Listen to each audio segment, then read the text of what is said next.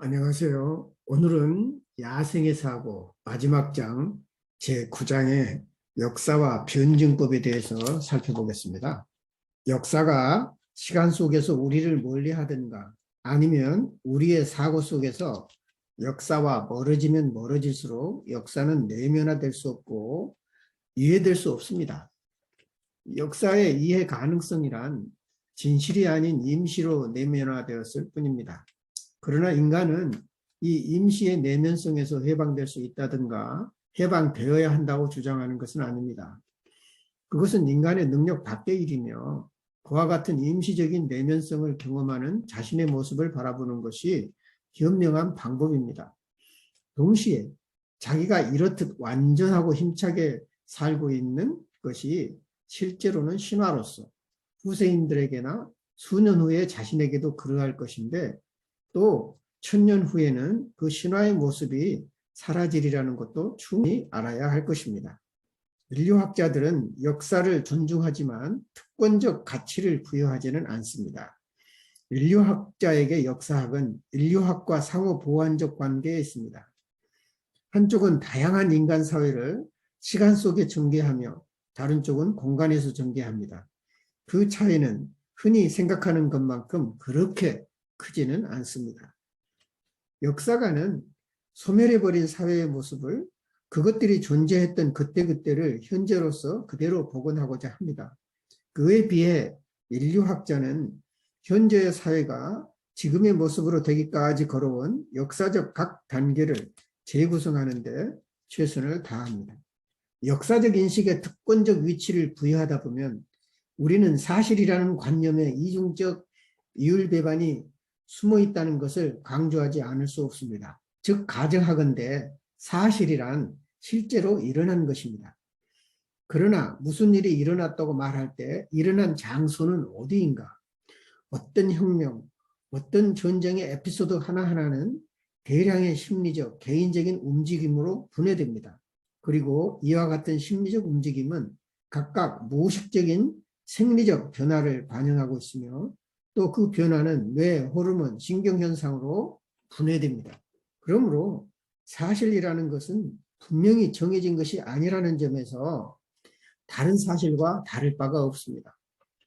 역사가 또는 역사적 생성의 행위 주체가 추상에 의해서 또한 무한으로의 역행의 위험을 느끼고 그것을 만들어내는 것입니다.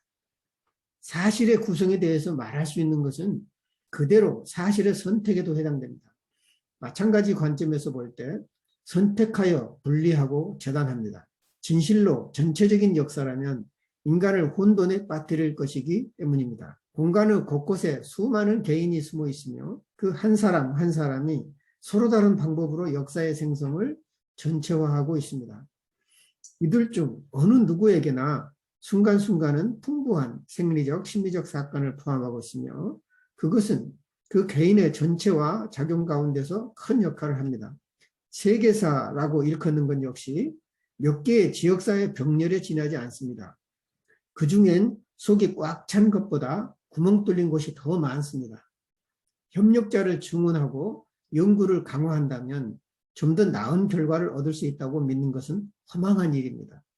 역사가 의미를 추구하는 한 지역, 시대, 인간 집단, 그리고 그 집단에서 개인을 선택하지 않으면 안 되며 또 그것은 불연속적인 모습이므로 연속체 위에 드러내지 않으면 안 됩니다. 그때 그 연속체는 그저 캔버스 고시를 하는데 그칩니다. 진실로 전체적인 역사라면 그 자체 내에 힘이 소멸되어 총화의 수치는 0이 될 것입니다.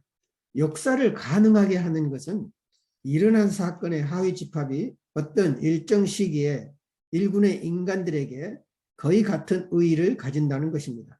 그러므로 단순한 역사라고 하는 것은 결코 존재하지 않습니다. 역사는 항상 그 무엇인가를 위한 역사입니다. 역사는 공정하고자 하지만 편파적이기 마련이며 부분적인 것임을 피할 길이 없습니다. 그것이 또한 편향성의 하나의 모습이 될 것입니다. 실제로 역사는 인간에게도 어떤 특정 대상에게도 결부되지 않습니다.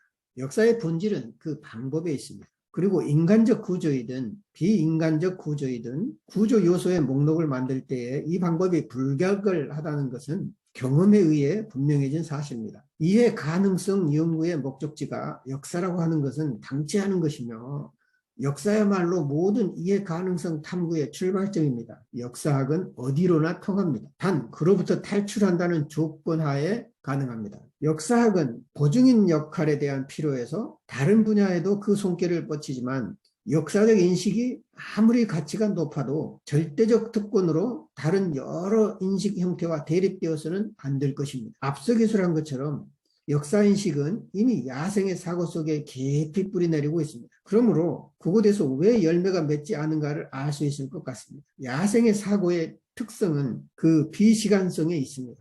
그것은 세계를 공시적이면서 통시적인 전체로 동시에 파악하려고 합니다. 야생의 사고의 세계인식은 마주보는 벽면에 고정되어 엄밀하게 평행하지는 않으나 서로가 서로를 비추는 몇 장의 거울 달린 방이 제공하는 인식과 흡사합니다. 거기에서는 다수의 상이 동시에 형성되지만 그 상은 어느 하나와도 확실하게 같지는 않습니다.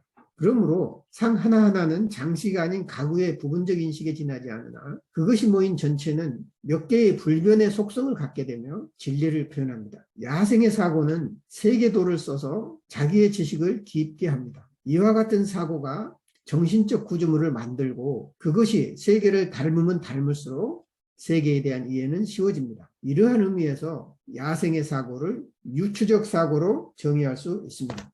그동안 여러분 수고하셨습니다.